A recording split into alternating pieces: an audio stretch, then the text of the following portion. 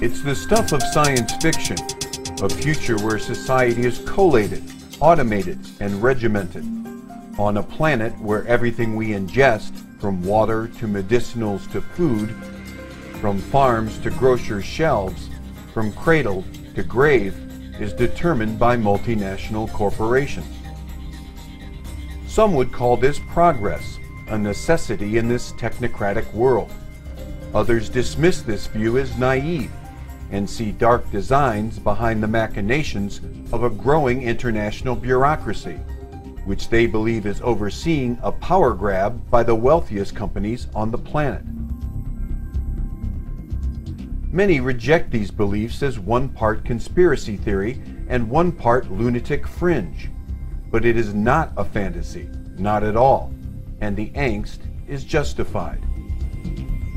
A shadowy international body, Codex Alimentarius, sanctioned by the United Nations, is where the political and economic battles are being waged for the future of the food and medicine supply.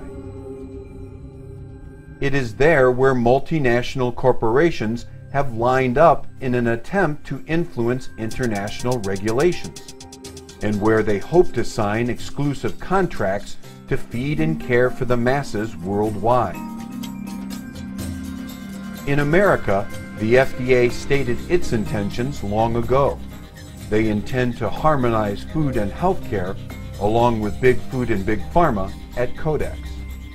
If there's a higher corporate good to be served by breaking the law, by having the FDA work with the Codex and try and drag the U.S. into this nightmare, then they're all for it, and they're doing it. They do so far away from the scrutiny of a disinterested media. Yet their power will be so far-reaching that it is almost unimaginable to us here in present days.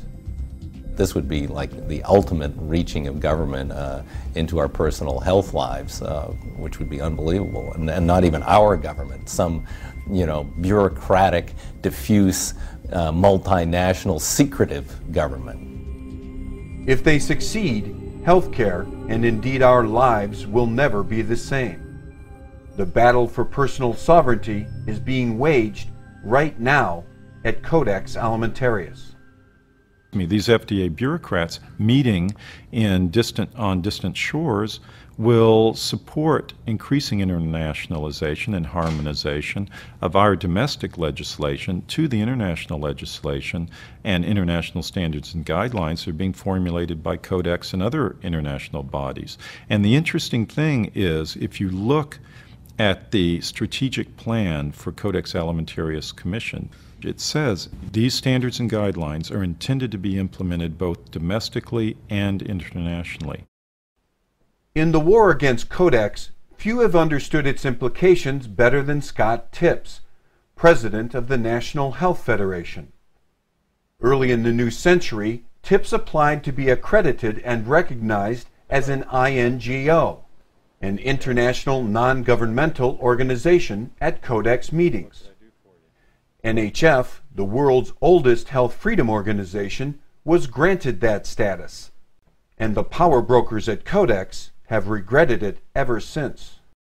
There's only one Codex Alimentarius in the world, and there's only one health freedom organization that represents the consumer.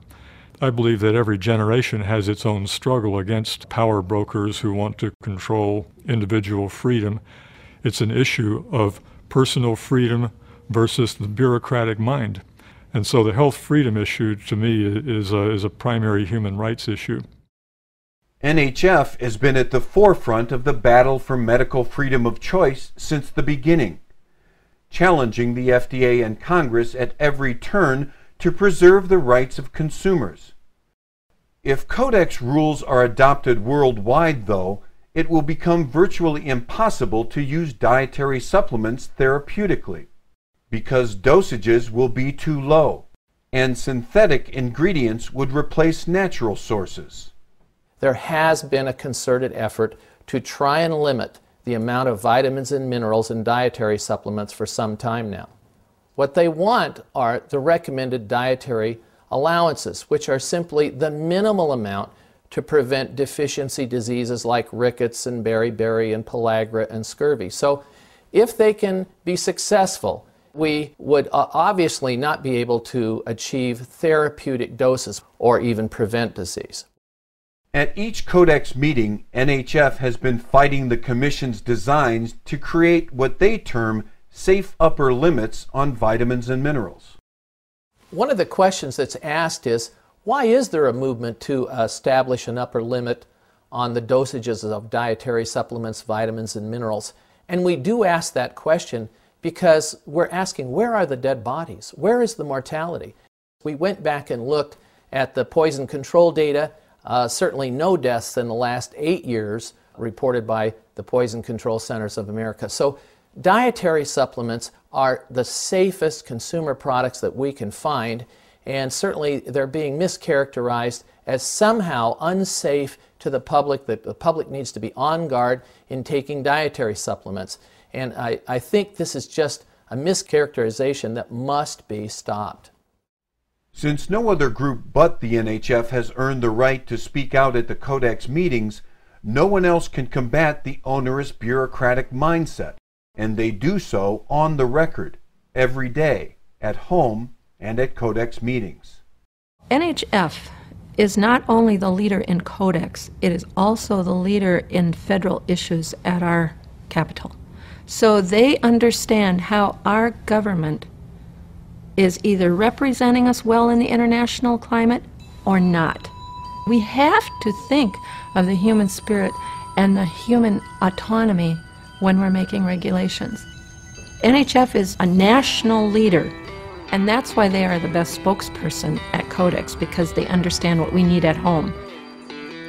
As we stare at a future where genetically altered crops and processed food are the norm, as we face the prospect of our health being hijacked by government bureaucrats who are in league with corporate power brokers, we need the real truth in order to act. NHF is the only health freedom organization with the right to sit down at the Codex table. And this is a key difference. It's one thing to attend a Codex meeting. Anyone listening to this could attend a Codex meeting, but you don't have the right to make a difference there. You don't have the right to participate. You don't have the right to speak out on important issues. And that's what we can do at these meetings, is we can do all of that. We can speak out, we can interact, we can make a difference. And we do make a difference. As a movement of people who demand more health freedoms, not less, we must insist that facts constitute the dialogue on health freedom issues. We need to know whom we can trust. We need integrity. These are the principles upon which the nation's first health freedom organization was built. 6 decades later, the National Health Federation stands tall, in the states, at Codex, and wherever the fight for health freedom needs to be waged. Over the past half-century, many have come and gone, but the NHF is still the torchbearer for medical freedom of choice worldwide. They have been there for all of us. They have been our champions, and now, more than ever, they deserve your help.